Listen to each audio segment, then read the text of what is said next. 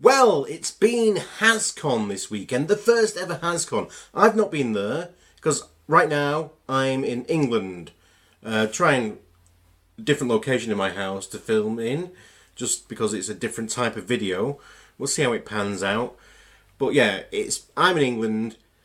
Hascon is in the US of A, Rhode Island. So unless I was travelling faster than Littlefinger, there's no way I could have been there. But what I have seen is some of the footage and some of the slides and stuff like that. And so let's talk about the toys, shall we? Let's talk about the reveals, because I thought I'd share with you people who watch this what my opinions are of these toy reveals, because that should be of interest to at least 10 people in this world. Slash! First off, let's talk about Slash, shall we? A legend class, brand new Dinobot character. Brand new character. Maybe not the first iteration of the name or of a Velociraptor Dinobot, but the first G1 style female transforming robot Dinobot. First ever. Awesomeness, really. Yeah, we've needed new blood in the Dinobots, and while some of the companies have put that in there, they're not official. So this is official, this is canon, this is a real adding to the roster from the only people who can do official Hasbro, and I love it. Absolutely brilliant. Really looking forward to buying that. And the Dinobots as a whole. Now, I'm in several minds of this. It's very confusing to me. Because one, I'd really love a Hasbro official line of Generations, Voyager class, across the board, Dinobots.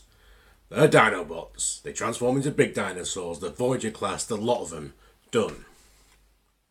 We're not getting that. But we're getting Dinobots. So I'm happy. I'm happy either way. That would have been my perfect thing. My perfect thing. But you know what? Some fun. Deluxe size. The original Dinobots were around deluxe, the size of a modern deluxe anyway. Size Dinobots. Now,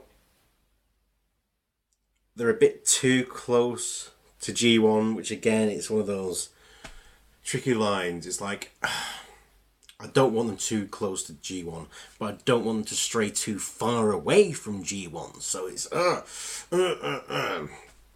Some companies have done a perfect balance for me, but in this sense, a little bit too on the nose of what a G1 Dinobot is. But I can see why they've done it, and I'm gonna get them. I'm gonna enjoy them, and it's gonna be the right way. And they combine. I'll combine them. I probably won't leave them combined unless it really knocks my socks off. But, you know, I'll have a play with it. I'll play with the play function of the Dinobots, because, you know, I think they're going to be a lot of fun. They're going to be a lot of fun to have fiddled around with. Easy transformations. Lovely. And just be able to just build them up into this big Volcanicus, or whatever his name is. So, yeah. Slag, looking great. Snarl, Sludge, they're all looking proper beefy. Swoop, some of the slides are like not really showing the full slide. Some of the pictures are showing a red chest. Some of the toys on the display are showing the blue chest. So it might be a running change. It might be red, it might be blue. Who knows? Until it actually arrives with us, what it's going to be. And then there's a Voyager sized Grimlock, and that looks just on the money. It is on the money. That dinosaur mode is, it's beautiful. Again, a bit too close to G1. It would have been nice for him to kind of rethink things, but you know, the Generations one already done that. The Generations one is a completely different transformation. Clear that, and I'm not really that keen on it. So maybe stick to the G1. I don't know. It's thing, but different. The same, but slightly different. More articulation. The ability to combine if you wanted to or not. The ability to stick these Prime Masters in them to do things. yeah, funky. So yeah, I'm really happy. I might not sound it at times, but I got a bit confused. But about there's something I would have shot for, a target I would have shot for. What would have been my ideal Hasbro Dinobots? It's not that, but what we've got, I am happy with, and I will buy at least one set of them. And if Takara do a nice box set like Unite Warriors box set of them, I'll probably buy that as well. So next up, they had Cloudburst, who's one of the Prime Masters. So a little guy man that goes inside another little guy man that looks kind of like the Pretender shell for Cloudburst, that can then become also a gun. Fine, fun, playable. Probably, there's going to be, I think there's at least Skullgrin's being revealed, and there's more that have been kind of leaked. We'll talk about the leaks in a bit. Yeah, so we had him. There's like, we've seen Starscream already. We saw San Diego Comic Con maybe, or some similar event. Same with Jazz and some of the others, Rodimus. They're all in the displays. We've already seen those. They all look nice. They all look good. Dreadwing and Darkwing and Dreadwind. Yeah. They look, the colours on them look really, really lovely. So they're already things we've already kind of seen. The Power Master. The Power of the Primes. Optimus Prime leader class. Do we really, really need another leader class Optimus Prime? The answer is no. However, it looks fucking beautiful. It looks, oh my god. There's a video of one of the designers playing with it and putting in the bit that's Orion Pax, transforming that into the torso of Prime and then slotting it into its place, and it looks gorgeous. And this is like the design team on this is proper. I'm gonna say it's not the new books. It's not the young guys coming in and design these things. It is proper old school Hasbro Takara designers. The guy who designed the new Optimus Prime designed Starsaber. So they've been working on Transformers since the tail end of G1. This is old school design team. So these people who are experienced, these are the vintage old guys, and I think that's lovely. That's lovely to have these guys back, kind of going, yeah, we're making experienced. They know their shit, and this looks lovely. The Orion Pax looks just so on the money. It looks gorgeous. It looks like it's stepped out of that cartoon, if you like that kind of thing.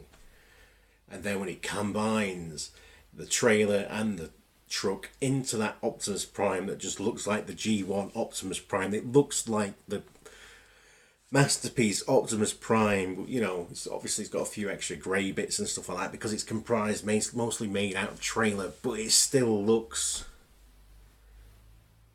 like kind of like the proportionally like the masterpiece Prime. It's just it's beautiful. It really is beautiful. We don't need it, but when do you need things of beauty? I think maybe your soul always needs them, even if your body does not.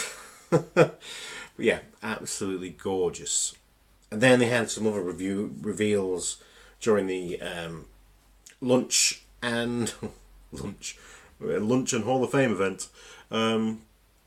Moonracer, fembot, sleek, sporty, transforms. Gonna be a combiner limb. Looks gorgeous. Looks really kind of well designed. It is going to have be combinable, compatible, but it doesn't look like the rest of the Combiner Wars figures. It doesn't look like that fatigue we're getting. Oh god, they all look the bloody same. It's something completely different, and yet it's still going to have that functionality, like the Jazz is going to also. And then they showed Ripper Snapper, who again is more of like the traditional what we've seen in Combining Wars, but because it's an animal, it is very different, and it's got some big claws and stuff. And yeah,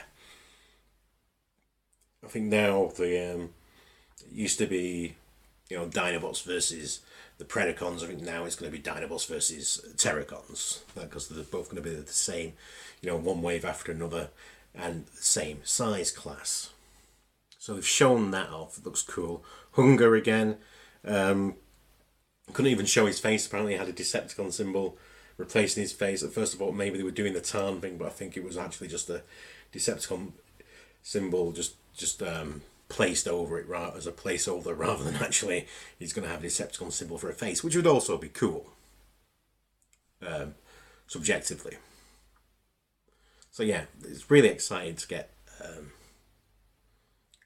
Terracons, Dinobots, whatever the rest of these female team that, rather than it's a female combiner team that had been designed specifically to be a female combiner team, rather than Victorian, which was remolds named into female Transformers. So I think that's what the design team were talking about. They seem quite excited about that, which is good.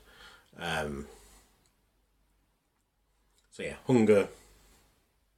And then I believe the Power of the Primes, the winner of the fan vote for who'd be the next Prime, is Optimus Primal. And now they've done this design that is in some parts ridiculous, in some parts genius. So Optimus Primal now, the core robot, because all these leader class now have a core deluxe robot, which then integrates into a larger robot to make the big robot and also help out with its vehicle mode. So the Optimus Primal, turns into some kind of elongated spaceship rather than an ape. But then his spaceship mode can either become the jetpack for his ape mode of the bigger robot, or it could become his surfboard, which is very transmetal Optimus Primal. So it's ridiculous, but I liked the ridiculous side of Beast Wars. Beast Wars, to me, I loved how silly it could get, and this epitomizes that for me, or epitome, if you know what I mean, Brad. It's the epitome. I can't even say the wrong one. I can't, not even for giggles. Beast Wars, to me, that's. It looks cool. It's a bit daft. I could see that people might throw the shit away over it. They might just flip a table, going, "Well, it's got a surfboard. Why does it turn into a surfboard?"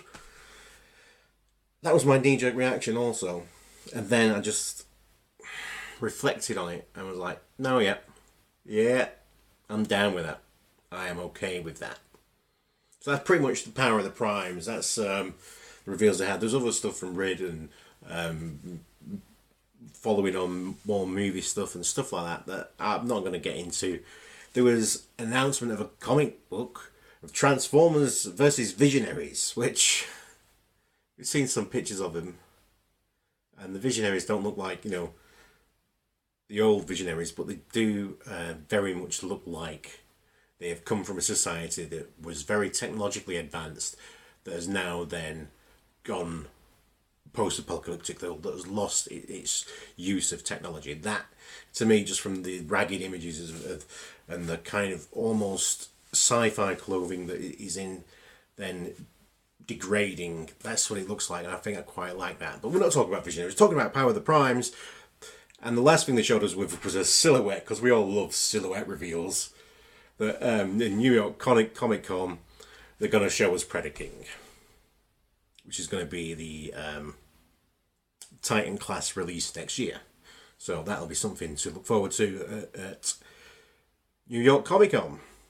which I also won't be going to because I live in England and not New York. So I hope you've enjoyed these toy reveals. If you have, or even you haven't, let us know in the comments below. We can have a discourse about that. I quite like this stuff. And I hope you do too. But understandably, I could see it being annoying to other people that it's very G1. So people who don't like stuff that's too G1, I can imagine getting annoyed too. But then it's G1, but there's enough twists on it, on some of them, making Dinobots combiners, making them the same size as most of the other Transformers, that I can see really pissing off people who are very G1. It's a fine line. There's also an ape on a surfboard. Be excellent to each other. Peace out. Party on, dudes. Because you deserve it. Fisto! Fisto!